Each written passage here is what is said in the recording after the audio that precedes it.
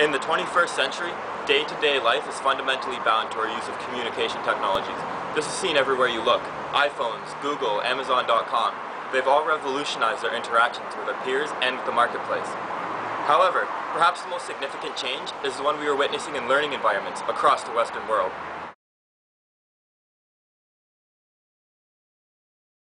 In the past, research took place almost exclusively in the library and learning in a classroom setting. Activities dominated by hard copy books. Today, our rapid leap forward into the digital age has changed our teaching and learning practices dramatically. In this video, we will be exploring 3 examples of such change and how they can be both beneficial and dangerous to one's education. The first is the rise in the use of laptops as a primary classroom learning tool. The second are the types of information available on Wikipedia-type websites. And finally, an exploration into formalized online learning, commonly known as distance education programs. The theme of the video will be that of technological determinism. This term refers to the notion that technology paves the way for change in society and is fundamental in shaping our social interactions. In essence, our relationship with technology is based on a cause and effect interaction. In this case, new media technologies are the cause of new forms of learning and education. In short, the goal of this video is to explore and understand some of the many obvious advantages that new learning technologies give us, all while making clear that there are difficulties involved when immersing ourselves in digital education. Nothing is perfect, and when stepping onto an unbeaten path such as this one should realize the drawbacks present in order to fully understand what he or she is truly dealing with.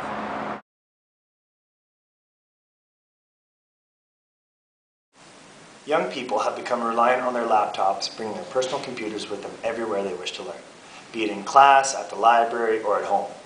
They are very popular among the current generation of students, who suggest that it allows them to work and take notes quicker, have easy access to relevant course information, and will ultimately help them achieve better grades. However, there is another side to the story, as Michael Strangelove explains to us now.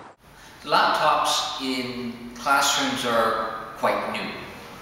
1980, when I was in college, there was one computer. One student had one computer in the whole college in 1980. Now every student pretty well has a laptop. Those laptops are coming into classrooms and professors are tearing their hair out over what to do about this. The initial belief was that laptops in classrooms would be great. People could be interacting, they could interact through the internet, they could use it as a tool, and it would be a wonderful tool.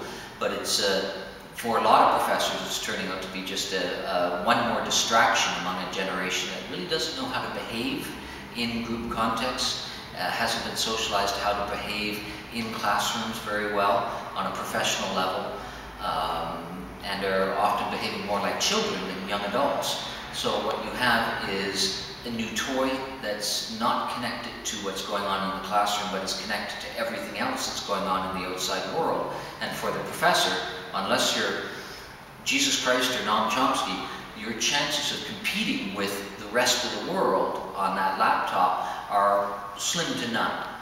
I'm this close myself to eliminating all laptops in the classroom. The majority of studies about laptops in classrooms are demonstrating that they're a bad thing. Students think it's making them smarter, students think they're multitasking, all that stuff is not true.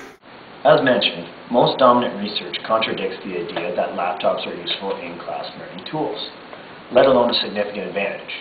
An article in the international journal Computers in Education by Wurst, Smarkola, and Gaffney suggests that neither student GPA or educational satisfaction were positively influenced by personal computers.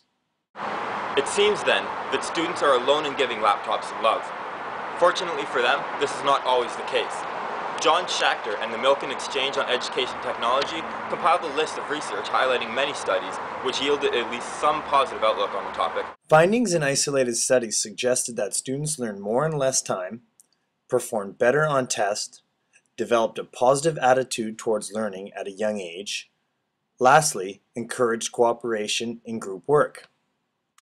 Essentially, depending on who you ask, the effect of laptop use in classroom settings seems to be a very divided issue. Teachers versus students, information versus distraction. Next, we will look at the phenomenon of Wikipedia and similar online encyclopedias. At first glance, Wikipedia is a fantastic and seemingly endless resource, but there are concerns over the usefulness of a collection of works so open to the public. With so much information available, it becomes difficult to be sure if the information you are getting online is reliable or if it is misleading. While Wikipedia is known as a valuable source of information, it is widely accepted that it is not appropriate for academic research. A study conducted from the Association of Computing Machinery admits the drawback of Wikipedia stems largely from a lack of formal content inclusion, which prevents it from attaining the status of a true encyclopedia. However, like most forms of new media, not all research on Wikipedia is entirely positive or negative. Wikipedia is beneficial in many ways. Beth Simone Novak writes in the Journal of Legal Education that Wikipedia has great potential as a cooperative tool, allowing students to create and edit wikis for their classes, sharing notes and information more freely than was possible before. In this sense, it can be concluded that the value of wikis lie in the amount of trust you place on the author of the article. Head and Eisenberg provide research that students gravitate toward Wikipedia as a starting point in information gathering. It serves as a very important tool in many ways because it, quote-unquote, offers a mixture of coverage, currency, convenience, comprehensibility, as well as a sense of credibility. It is rare, however, that student research ends on Wikipedia, suggesting that we are not approaching a reliance on the potentially volatile source of information. Finally, we will be looking at the integration of entirely digital classrooms, becoming what we now know as distance education. Distance education is known as a convenient, independent way to earn credits, though the lack of communication and real-life environment is seen as a major hurdle to many participating in the program. Personally, I've taken a few online distance education classes. There's a good side, there's a bad side. I didn't mind the classes, actually, I enjoyed them. However, one of the good sides I found was the ability to do the course at your own pace.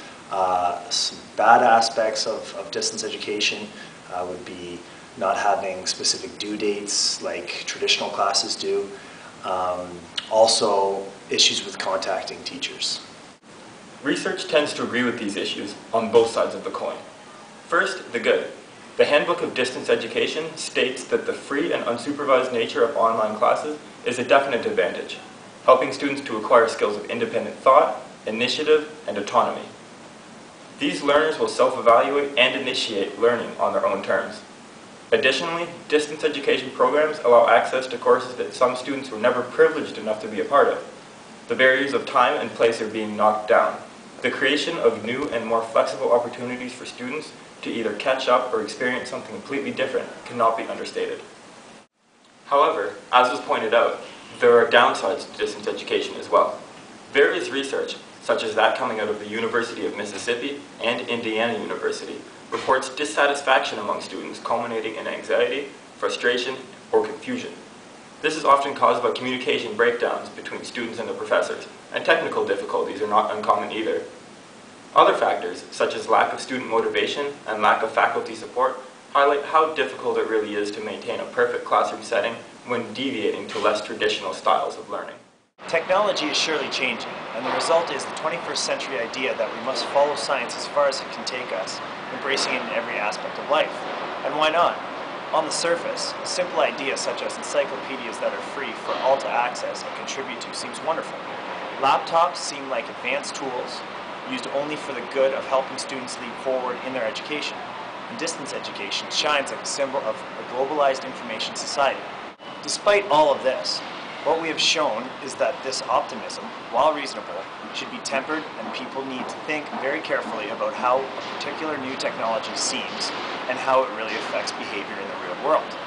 It is important to keep in mind that technological determinism may not always be the best thing for us, because blindly following the shiny fruits of the information age can lead to major setbacks at the early stages of development. While technology can surely help us learn and teach, it is changing at such a pace in every domain that we must find new ways of adapting. A national survey called "Will New Teachers Be Prepared to Teach in the Digital Age?", informative if only for its title, predicted this phenomenon, noting that the incorporation of information technology tools into learning needs to keep up, and there is a whole infrastructure that needs to be fed in order to ensure the transition is effective and worthwhile.